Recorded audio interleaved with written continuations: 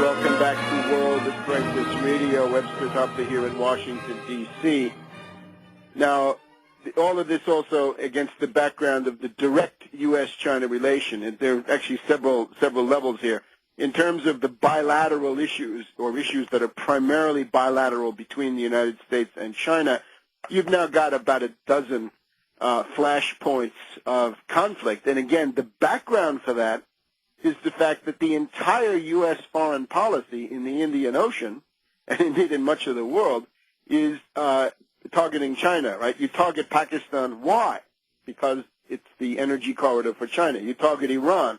Why? Well, primarily, not even among other things now, but number one on the list is that that's where the Chinese plan to get their oil, and they've sealed all these contracts, right? They've bought hundreds of billions of dollars of oil futures looking towards Iran.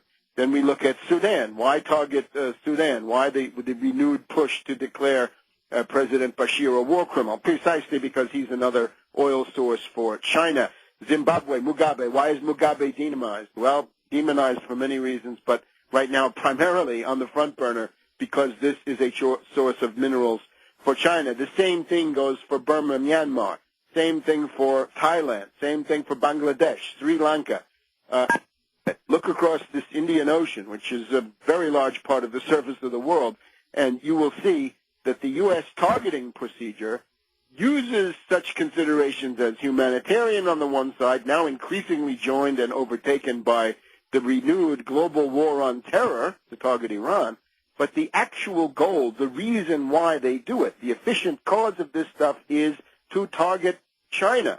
So if we look at the U.S.-China list of complaints, right, the cahier de doléances, well, what is it? I think we can say there are probably about a dozen issues. Now, this was pointed up this week when the Dalai Lama, this feudal relic, darling of cold warriors and darling of the wealthy mystics of Hollywood, when the Dalai Lama came to the White House, this is yet another gratuitous affront by this feckless clique that runs U.S. foreign policy. The U.S. is meddling in Tibet. The U.S. is meddling concerning Taiwan. The U.S. meddles concerning the Uyghurs of Xinjiang, sponsoring this Uyghur National World Congress of Uyghurs here in Fairfax County. The U.S. is meddling in the South China Sea. This is areas that are claimed by a number of countries, China, Vietnam, Taiwan, but certainly not the U.S. But the U.S. is the main one cavorting around this place. You've got the cyberspace question with Google. You've got the human rights issues, right? What's with the dissidents, right? With the U.S. beating the drum on that, right? U.S. supports all dissidents but their own.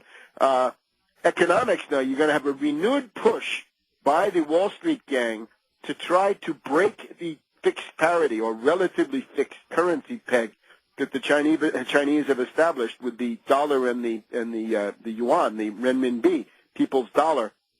And again, this is because China wants exports and they want the reliability, the predictability of imports and prices. So this is a very important interest. There's also the question of so-called protectionism. Now, this is one where the Chinese are simply wrong.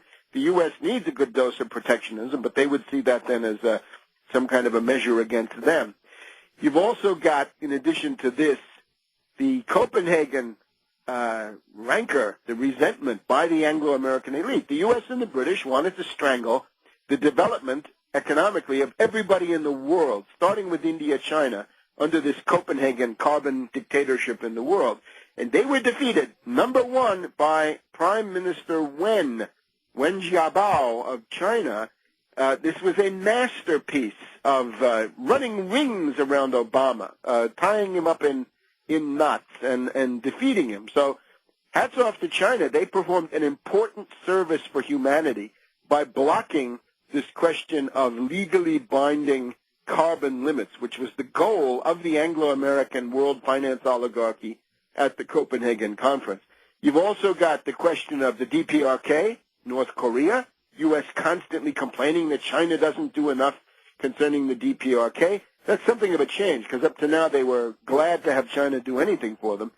And then, of course, the sanctions vis-a-vis Iran, and that's where it gets really ugly, because these are areas where you cannot predict what's going to go on because of the many, many players involved. So if we look at all that, I would say that it's more likely that the tensions unleashed by the Taiwan and Tibet business will not be expressed directly vis-a-vis Taiwan, Tibet, but rather in these other areas. And number one among them is the Iran business, right, where the U.S. is demanding essentially that the Chinese commit tremendous act of economic self-sabotage by destroying their relation with Iran by voting in favor of these sanctions, where the Chinese have got $80 billion of development projects. They've got 10 or 12% of their oil now, and hundreds of billions of dollars of future oil locked in, and the plans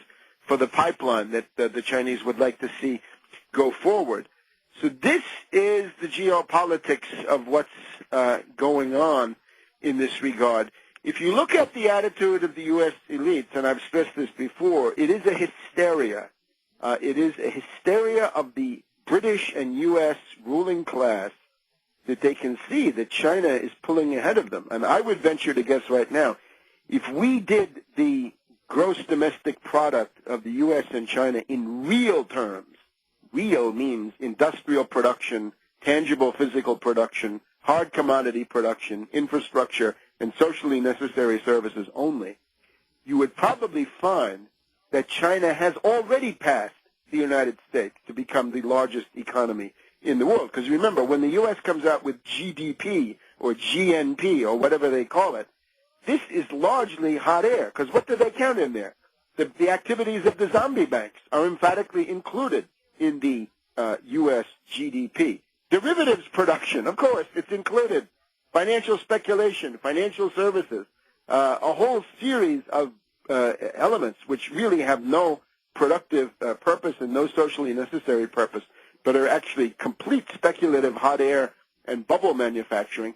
That's included on the U.S. side, whereas the Chinese, of course, the Chinese have this too, but it is a much smaller percentage of what they call the GDP. So, indeed, the Chinese are pulling ahead. And as we'll see later in the broadcast, even Obama brought this up now in his speech on nuclear energy. Now, in terms of the management of the bubble, Bernanke, who has now unfortunately been reconfirmed, and we did what we could to stop that, he is now raising the discount rate slightly. This signals the exit strategy of the Fed. In other words, the emergency measures from the crash of 2008 are now going to be gradually rescinded. So the quantitative easing of the money supply and all the rest of that is now going to be eased. This is not a good idea. On the other hand, he's got to save the dollar. He's concerned with this. Now, in terms of saving the dollar, it is clear and ought to be clear that the speculative attack on Greece and Spain and these other countries in this disgusting acronym, the PIGS group, right? Some great nations, Portugal, Italy, Ireland, Greece, and Spain. Now the bond traders call them pigs. The hedge fund operators call them pigs. Well, maybe that will come back to haunt them. This is a speculative attack. This is where I smell Soros. I smell the sharks of the U.S. hedge fund world and the British hedge fund world, and they are obviously getting together to beat up Greece and attack them. Now, the Greeks are going to try to sell a bond offering next week, and we'll see how it goes.